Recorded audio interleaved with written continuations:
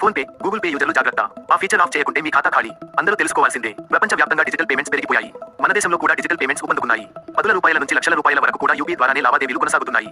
బ్యాంకులకు వెళ్లి డబ్బులు డ్రా చేసేవారు చాలా వరకు తగ్గిపోయారు. వ్యక్తులు గాని, వ్యాపారస్తులు గాని ఈజీ లావాదేవీలకు అలవాటు పడి UPI, phone pay, Google pay ఇతర యూపీ యాప్ల ద్వారా లావాదేవీలు కొనసాగిస్తున్నారు.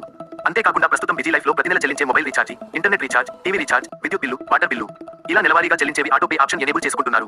దాంతో ఆటోమేటిక్ గా మన బిల్లులు పే అవుతాయి. ఈ ఫీచర్ వల్ల సమయంతో పాటు గుర్తుకు లేకుండా ఆటోమేటిక్ గా చెల్లింపులు జరుగుతాయి. అయితే ఈ ఫీచర్ వల్ల ఎన్ని ఉపయోగాలు అయితే ఉన్నాయో దాని వల్ల అంత నష్టం కూడా ఉంది.